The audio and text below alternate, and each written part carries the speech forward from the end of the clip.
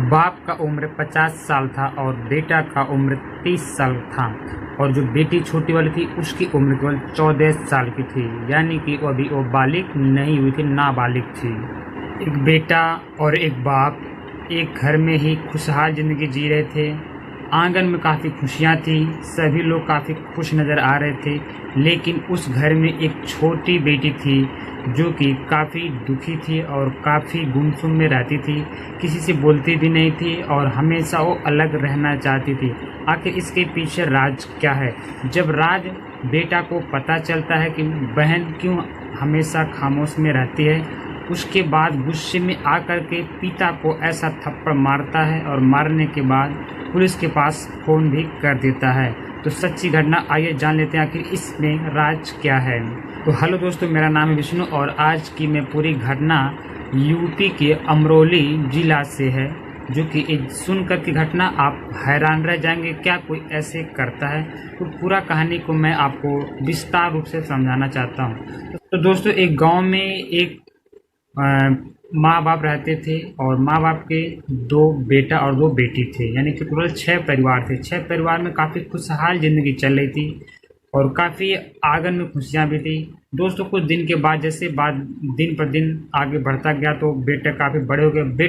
दोनों बेटों की शादी हो जाती है। शादी होने के बाद दोनों लोग दिल्ली में जॉब करने लगते हैं, वो भी अपने वाइफ के साथ में, यानी कि फैमिली के साथ में दिल्ली में जॉब करने लगते हैं। तो घर पे बड़ी बेटी और माँ और बाप, यानी कि पिताजी घर पे ये सारे रहते थे। कुछ दिन बीत जाता है जब उसके बाद दोनों बेटा दिल्ली से घर के लिए रवाना हो जाते हैं। तो जैसे ही घर पर पहुंचते हैं दोनों बेटे तो सभी से हिलते मिलते हैं, तथा जो उनकी वाइफ थी, यानी कि जो बेटी की वाइफ थी, वो भी अपने सासू माँ से और अपनी ननद से, यानी कि छोटी बहन से भी बातचीत करती हैं और बड़ी बहन से भी बातचीत करती हैं। सभी लोग खुशहाल थे, लेकिन जो छोटी बहन थी, यानी कि जो ननद थी, वो काफ़ी दुखी दिख रही थी। तो भाभी जो थी, छोटी वाली और बड़ी वाली, दोनों काफ़ी फुसलाया कि आखिर तुम्हें ऐसा क्या हुआ है जो इतना दुखी रहती हो, हमेशा गुमसुम में रहती हो, किसी से बोलती नहीं हो, किसी से बात भी नहीं करती हो, जो कि तुम पहले इतने ज़्यादा चंचल थी और सभी के पास रहती थी और अच्छे खासे खुशियाँ घर में एक लाती थी। बट अभी आपको ऐसा क्या हो गया है जो किसी से बोलती भी नहीं थी। बट दोनों भाभी ने काफ़ी मेहनत किया। मेहनत करने के बाद हालांकि रिजल्ट नहीं मिल पाया और वो मतलब छोटी जो बेटी थी वो नहीं बताया राज की बात। फिर लास्ट में बड़े भाई का, यानी कि बड़े बेटे का नज़र उस छोटी बहन के पेट पे पड़ता है। तो जैसे नॉर्मल पेट के अकॉर्डिंग उसका पेट कुछ बड़ा बड़ा सा दिख रहा था। तो बेटा एक बार माँ से बोलते हैं, माँ एक बार इससे आप एक कांच में जाकर के बात करो, हो सकता है कुछ इसमें गड़बड़ी हो, क्योंकि इसका जो बॉडी है वो कुछ अलग से दिख रहा है। फिर माँ का भी नज़र पड़ता है और माँ बेटी को अपने सीने में लगा कर लेती है और बोलती है, बेटी तुझे ऐसा क्या हुआ है, तो सारी कहानी सही सही बता। उसके बाद माँ ने काफ़ी कोशिश करने के बाद बेटी का जो समस्या था तो बेटी समझ गई और समझने के बाद माँ को जो उसने बताया वो सोच करके पूरा परिवार, पूरा एरिया, पूरा गांव और आप सब भी सोच करके हैरान रह जाएंगे। बेटी ने जो जानकारी माँ को बताया वो सोच करके माँ के पैरों तले जमीन खिसक गई। फिर जो बेटी ने बताया माँ को, उसने बोली, माँ मेरे पेट में लगभग 1 हफ्ते से थोड़ा थोड़ा सा दर्द हो रहा है और कभी कभी वोमिटिंग सी होती है, यानी उल्टी जैसा होता है। माँ और बेटे दोनों लोग फ़ौरन हॉस्पिटल के लिए रवाना हो चुके।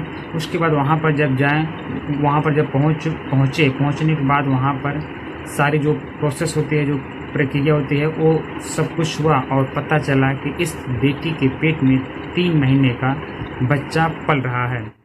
ये सुन करके दोनों लोग काफ़ी हैरान हो जाते हैं और परेशान भी जाते हैं। ऐसा क्या हुआ कि बेटी का इस हालत में हो चुकी अभी 14 साल की उम्र में। दोनों ने, माँ बेटों ने डॉक्टर से हाथ पैर जोड़ा किसी तरह से कि इस बात किसी से शेयर ना किया जाए। दोनों लोग घर पे आते हैं। घर पे काफ़ी पूरी फैमिली इकट्ठा होती है। इकट्ठा होने के बाद पूछताछ होता है, आखिर तुम्हारा ये हालत किसने किया और कैसे किया और कब किया। बेटी नहीं बोलती है। काफ़ी पूछताछ करने के बाद जो बेटी राज की बात बताती है वो सोच करके आप हैरान रह जाएंगे। बेटी जब बोलती है कि ये सारी चीज़ें आज से नहीं बल्कि 6 महीने से पहले से ही चल रहा है और ये सारी चीज़ें मेरे जो अब्बू जान हैं वो हमारे साथ हमेशा गलत काम करते थे, यानी कि हमेशा मेरे साथ बलात्कार करते थे, आज से 6 महीने से पहले से ही। और आज तो 6 महीने का दिन बीत चुका है।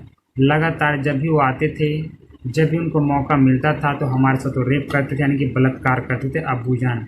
तो दरअसल दोस्तों बात क्या थी, जब वो पहले स्टोरी यानी जो माँ ने पूछा पहली बार ऐसा कब हुआ, तो जो बेटी ने बताया कि घर पे एक बार क्या हुआ कि सभी लोग घर से कहीं बाहर चले गए थे। उस समय बेटी छोटी वाली और बाप दोनों लोग घर पे थे।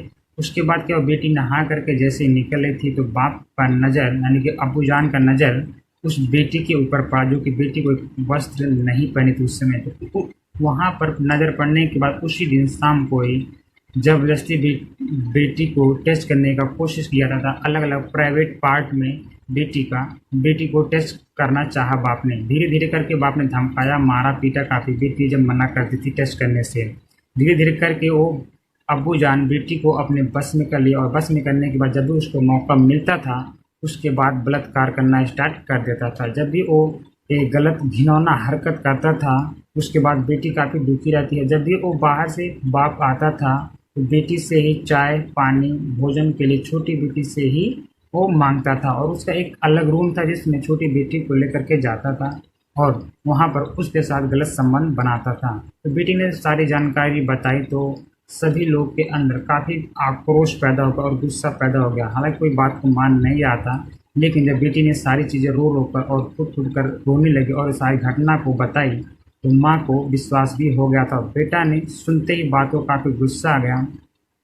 गुस्सा आने के बाद जो अब्बू जान थे वो हाथ जोड़ करके गिड़गिड़ाने लगे, मुझसे गलती हो गई, मुझे माफ़ कर देता था। जो मेहमान थे उनके घर में पूरी फैमिली थी। कुछ लोगों ने बोला ठीक है घर की इज्जत है, घर में ही रह जा तो भी अच्छा है। और कुछ लोग बोल रहे नहीं ये बेटी के साथ तो गलत हुआ है, इसे इंसाफ मिलना ही चाहिए। उसके बाद बेटे को सारी बात सुनकर काफ़ी गुस्सा में आ गया और एक तमाचा अब्बू जान को वो मार देता है। मारने के बाद सीधा फौरन पुलिस के पास फ़ोन करता है। फ़ोन करने के बाद FIR दर्ज करता है। FIR दर्ज होने के बाद पुलिस भी पूछताछ करती है बेटी से, तो बेटी सब कुछ सही सही बता देती है। और मेडिकल रिपोर्ट भी होता है तो मेडिकल रिपोर्ट में भी सब कुछ सही सही पता चल जाता है। तो जब पता चल जाता है तो बाप का यानी जो अब्बू जान थे उनका जेल हो जाता है। जेल होने छोटी बेटी के जो पेट में बच्चा पल रहा था, अब्बू जान का बच्चा जो पल रहा था छोटी बेटी के पेट में, उसको हटाने की कोशिश किया जा रहा था, लेकिन एक कानूनन तौर पे हटाने की कोशिश की जा रही थी और सब कुछ कानूनी तौर पे ही किया जा रहा था। तो इस वीडियो का बनाने का कोई गलत मकसद नहीं था, बल्कि इस वीडियो बनाने का मतलब ये है कि आप लोग हमेशा सतर्क रहें और अलर्ट रहें। कभी भी आपके ऊपर कोई भी आपदा आ सकता है, जो भी करें आप सोच विचार के करें। तो उम्मीद करता हूँ आपको वीडियो अच्छी लगी है तो लाइक करना और चैनल पर नए तो चैनल सब्सक्राइब करना और वीडियो को ज़्यादा से ज़्यादा लोगों को शेयर करिएगा ताकि हर कोई इस कहानी को सुने और अपने फैमिली को हमेशा अलर्ट करके ही रखें और हमेशा सतर्क रहें। तो नेक्स्ट टाइम से आपसे मिलते हैं एक नई वीडियो के साथ और एक नई कहानी के साथ। तब तक के लिए धन्यवाद।